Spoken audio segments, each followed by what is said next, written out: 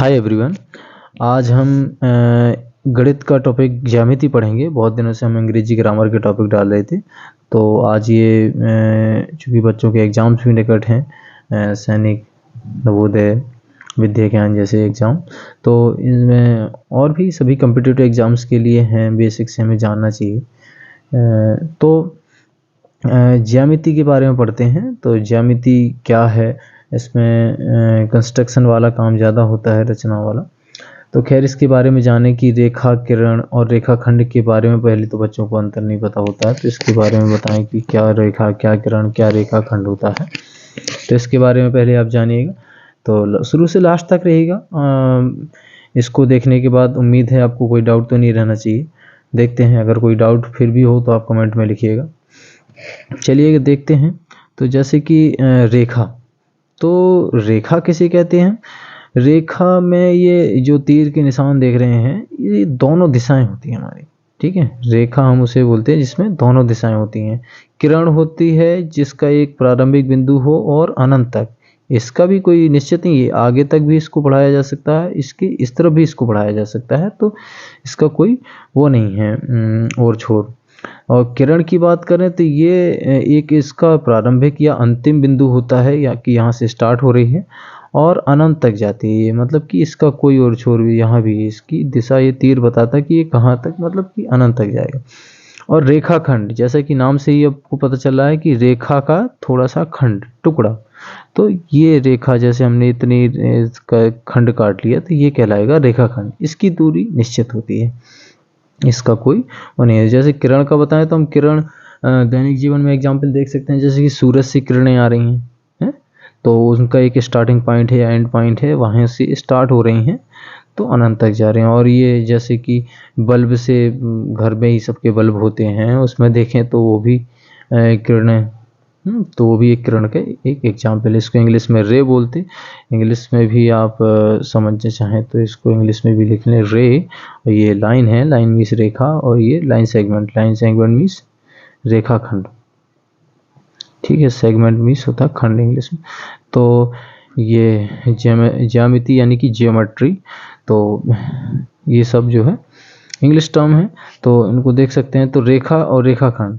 तब इसके बाद आते हैं कोण पे। कोण कितने प्रकार के होते हैं? कोण, पहली सी बात तो ये देखो, होता क्या है कि ये दो किरणों का एक झुकाव होता है। दो किरणों के झुकाव को हम कोण कहते हैं। दो किरणों के झुकाव को कोण कहते हैं, ठीक है। जैसे कि एक ये किरण गई और एक ये किरण गई, तो इनके बीच में ये झुकाव है जो कर्विकल, ये कहलाता हमारा कोण, ठीक है। कितने डिग्री का है, कितने अंश का है, तो इसके कई टाइप्स हैं। कितने टाइप्स हैं इसके बारे में हम जानते हैं। तो कोण के प्रकार देखें, कोण के प्रकार, तो कोण के प्रकार देखें तो कोण कितने प्रकार के होते? तो कोण के बहुत सारे टाइप्स हैं। पहला, फर्स्ट ऑफ ऑल देखें इसमें, जैसे कि पहला इसमें देखें तो पहला हमारा है न्यून कोण। तो न्यून कोण क्या होते? न्यून कोण यानी कि जो 0 से बड़े और 90 से कम, 0 से बड़े और 90 से कम जितने भी कोण हैं वो सभी हमारे न्यून कोण कहलाते हैं। जैसे कि 1 से लगा के ये कह लो 89 तक के जितनी भी गिनती के कोण आएंगे वो सभी न्यून कोण कहलाएंगे, ठीक है। न्यून कोण की कैटेगरी में आएंगे। फॉर एग्जाम्पल है हमारा 80 अंश, अंश का ये साइन है, 88 अंश, 10 अंश, etc, ठीक है। तो ये सब सारे हमारे न्यून कोण हैं। दूसरा देखें तो समकोण। समकोण हमारे फिक्स 90 डिग्री कहेंगे, जिसका जैसे शेप देखें तो इस तरह का बन जाएगा, जैसे कि ये 90 से कम ही होगा, ठीक है। इसे ये 60 डिग्री का मान लें। समकोण होता है फिक्स 90 अंश का होता है इसको समकोण। इसको इंग्लिश में एक्यूट एंगल बोलते हैं, एक्यूट एंगल, इसको राइट एंगल।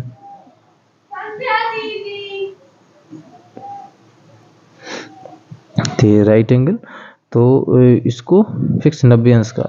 और इसके बाद आता हमारा अधिक कोण।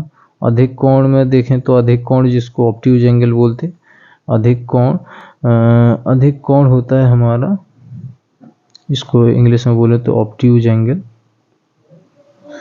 तो ये होता है 90 से अधिक और 180 से कम, 90 डिग्री से अधिक 180 से कम के सभी, इसके बीच वाले सभी हमारे अधिक कोण कहलाएंगे। मतलब 95, 100, 179 अंश का भी हमारा अधिक कोण कहलाएगा। ऑब्ट्यूज एंगल इंग्लिश में बोले तो इसको राइट एंगल, इसको एक्यूट एंगल, ठीक है। एंगल मतलब कोण, ठीक है। तो अधिक कोण हो गया। अब चौथे नंबर पे हमारा स्ट्रेट एंगल यानी कि सरल कोण या ऋजु कोण। तो सरल कोण या ऋजु कोण, सरल कोण या ऋजु कोण, तो ये होता हमारा स्ट्रेट एंगल, इंग्लिश में बोले तो स्ट्रेट एंगल। तो ये होता फिक्स 180 अंश का। जैसे फिक्स 90 का हमारा समकोण होगा, ऐसे ही फिक्स 180 अंश का होगा हमारा सरल कोण या ऋजु कोण, ठीक है। तो इसके बाद हमारा आता है वृहत कोण। 5वें पे देखें तो ये हमारा वृहत कोण है। 5वें पे वृहत कोण, इसको बोलते हैं हम रिफ्लेक्स एंगल, इंग्लिश में बोले तो रिफ्लेक्स एंगल। तो ये होता हमारा 180 से ज़्यादा, जैसे कि 180 अंश तक हम पहुंच गए हैं, 180 से ज़्यादा, अधिक और 360 से कम, 360 से कम, ये सभी हमारे कहलाएंगे रिफ्लेक्स एंगल। क्या कहलाएंगे? ये सभी हमारे रिफ्लेक्स एंगल यानी कि वृहत कोण। 280, 359 अंश का भी हमारा वृहत कोण कहलाएगा, ठीक है। और लास्ट हमारा बचता है हमारा 6 नंबर का, वो है कंप्लीट एंगल यानी कि संपूर्ण कोण। तो संपूर्ण कोण हमारा, इसको बोलते हैं हम इंग्लिश में कंप्लीट एंगल, कंप्लीट एंगल।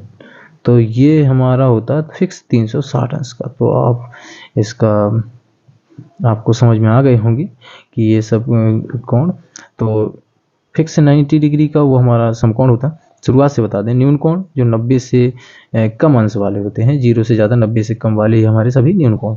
समकोण फिक्स 90 डिग्री का, इनका से भी बना देते एक दूसरे से परपेंडिकुलर होंगे, ठीक है। परपेंडिकुलर यानी कि जैसे कि हमारे क्या एग्जाम्पल हम आपको बताएं, जैसे कि दीवारें खड़ी होती हैं, दीवारें हम खड़ी करते हैं, मकान बनाते हैं, तो ये फिक्स 90 डिग्री पे, ठीक है। अधिक कोण जो 90 से ज़्यादा होते हैं, यानी कि इस बीच वाले से थोड़ा सा झुकाव ज़्यादा होगा, ये अधिक कोण। सरल कोण, सरल कोण फिक्स सीधी लाइन होती है, ये एक सीधी लाइन, ठीक है।